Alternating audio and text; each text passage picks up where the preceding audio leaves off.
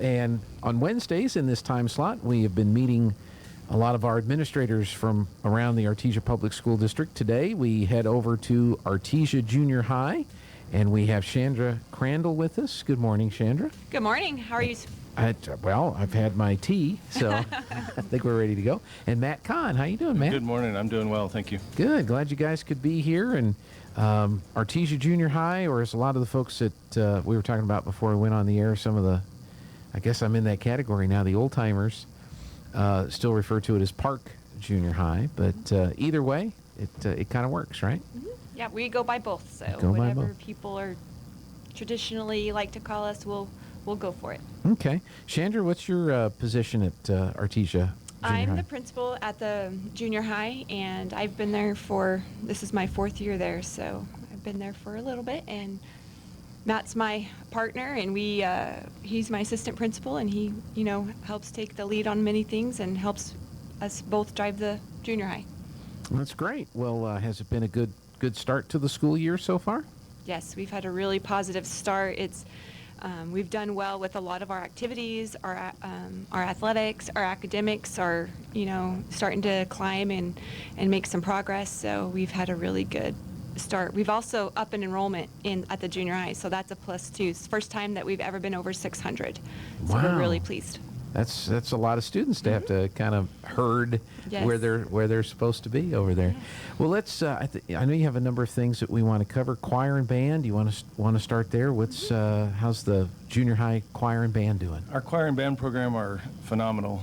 They went to the Southeast Regional Solo Ensemble and received excellent or superior ratings in choir, and in the all-state auditions, did really well, and they have Bulldogs on Review coming up, and they're doing Music of Motown, and so that'll be on November 10th and November through November 12th. And then band had district marching competition and all received ones, which is fantastic. So band did really well. Our athletic programs are so far ahead of others. Especially in the 9th grade, we took Board of Conference champions in both volleyball and football, so that's always fun to bring those trophies home.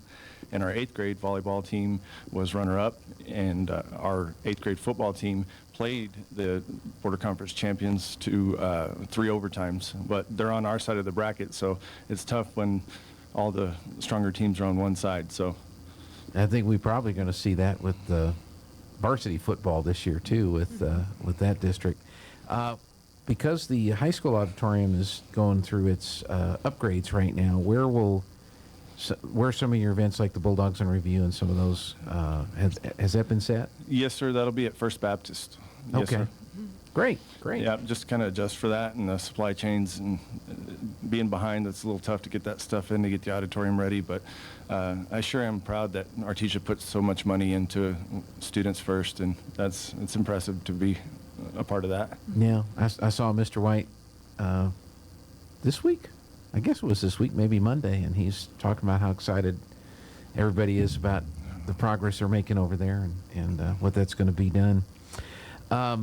Chandra mentioned one of the things I want to talk about is an English contest, and I said I probably would fail that. I think I'd be okay at English. It's spelling that I absolutely cannot do. So, but you have an English contest. Yes, our 9th graders right now, they're kind of going with the theme of October and reading a lot about tone and learning those things with the spooky and Halloween. And so they're doing a competition with Edgar Allan Poe amongst the classes and trying just to stretch the kids and make it, take the curriculum out of the classroom a little bit. So they're really looking forward to that. And they're building a 3D mural to help support the theme and the context that they get from the story. So taking what they've learned and building something and getting creative is really fun for the kids. And, we've seen some of the starting marks of it, and it's going to be awesome. Good. How after we came out of COVID, a lot of focus has been on education. Where are we behind? Where do we need to catch up on? Is English an area that was behind and they're catching up, or did they kind of stay where they needed to be, the students with English? Well, English did have a slight slide back, and we worked on that through data review and trying to figure out and target specific points to pick it up. And one specific area that the English department at the junior high is targeting is writing. They're doing timed writings and all the different type of essay types, so that writing, whenever you compose, you're working on your comprehension, your vocabulary, your grammar, your spelling, everything. It kind of encompasses the whole range of language skills and comprehension skills to help build it up. So they picked a universal skill that brings in a lot from language arts classroom to help build the skills in the students. And we're seeing some progress. Their timed writings are required every week, and the kids are getting a little longer and persevering and learning how to endure over time, a longer piece of work. Something they might get a kick out of. There's a video by Weird Al Yankovic called Word Crimes. Play that video in the English class. You might get a kick out of that. Or you might preview it first, of course. It's not bad. There's nothing wrong with it, but it is pretty funny how he shares how we totally mess up the English language. Yeah. It's pretty I like crazy. how our electives are also helping to foster those English skills. And Yeah. I was in a classroom yesterday, and our art teacher, Sahara Howard, was doing a writing piece that went along with her work. And it's just a lot of support across the board of people working to get kids back where they belong. And just the overall engagement of kids is way stronger this year. They're out of their shells early. When we came out of COVID season last year, you could see that the kids weren't as engaged and even talking to each other on the playground. But we're back to playing football and basketball and just having a normal school year. It feels good. That's great, and hopefully the work will continue to get caught up and then get ahead. CTE, I wrote that down. That's Yes. you told me what Yeah. that stood for. Career and Technical Career Education. and Technical Education. So we really want to build up that program in our secondary platform at Artesia Public Schools. And so we were able to add 2 additional courses this year for freshmen, and it's tourism, restaurant, hospitality management, and the other one was digital media. And they both flow into a program that the high school already has to help students discover career pathways and help them get on a road of plans after graduation. So we were really excited about that. And then another program that we've had in place for a while, but just always needs the recognition, is our dual credit class is taught by Mrs. Hope, and it's general computer applications. And out of all things probably that we teach our kids, the computer applications has had the most growth and change, and they're learning a lot about Microsoft Word and Microsoft Office and just trying to implement those different tools that it comes in, which is going to be extremely important as they go into their professional life. I can imagine. Stuck on Windows, huh? No, no, I'm just kidding. Pretty much every office runs on those types of programs. So, and probably they're involved in areas that they may not think about. Yes. In oil field and some other ideas. It's interesting that you're talking about at the junior high level already talking about career choices. A lot of times we'll interview athletes as part of our coverage of that, and I'll ask the juniors and the seniors, have you decided what you want to do when you graduate? Some of them have ideas of what they want to do, but a lot of them, even at that level, have no idea what they want to do. So is this kind of a new process to start at this level, or? Well, all freshmen begin that because that's really the start of their high school career. And they develop a pathway, an academic pathway, a career pathway as freshmen in order to, get to their degree plan and finish. And so we try to introduce different career pathways or academic pathways for students where they can kind of choose their way of liking and be able to be successful down the road. Sometimes they try something and decide, oh, I do not like that. And then, the next year they can try something different. If they end up deciding, okay, tourism, hospitality is not for me, I'm going to, go try auto mechanics or welding or a lot of the avenues that we do offer through our schools. Yeah, we take a trip over to the high school as well with the freshmen and organize the whole class to be over there and see the different CTE pathways. And it's expanding at the high school, of course, with the 5-year plan and the building coming together. And it looks very similar to what Hobbs is doing with their CTE. and exposing kids to pathways that they wouldn't otherwise know that they enjoyed. And we've had freshmen come back and tell us, who are now sophomores, that, hey, I'm in this auto mechanics class and now I'm loving school. Or hey, I'm in the wood shop class and I found a passion that I enjoy. And it's just exposure and letting them see those different pathways, and that college isn't the only way there's different paths for everybody. And so Sure. No, that's pretty exciting. Do you get outside help from the community, from the business and industry folks in the community as well? Yeah, we do. It gets bigger as you get into the upper grades in high school, but just some small little points that we do at the junior high is we do have an ag day where ag business comes in, and those owners or leaders of those companies come and do demonstrations and kind of expose our students to their business, and that's a really positive way. And then they also do the career and technical education field trip to the high school and get an idea of all their pathways before registration, and they can kind of choose which direction they want to go. So it starts small, and then as you get older and go through the school, you get a little bit more exposure as it goes. Great.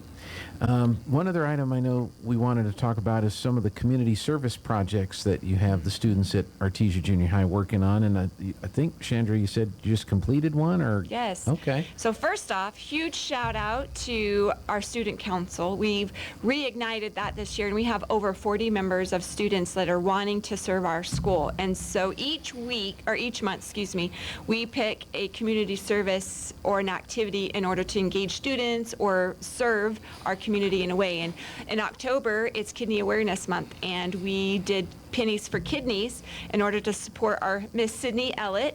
Haley Ellett works at our school, and you guys probably are aware that, she has some kidney issues, and she's looking for a transplant soon. So we did a fundraiser, and we earned over $1,000, and Mr. Conn here took a pie in the face, I took a pie in the face, and Coach Acosta took a pie in the face. And so kids contributed to the penny jars for teachers and staff, and the one that earned the most money were the ones that took the pies. And so it was really fun, a great opportunity, and the kids were so much fun that day.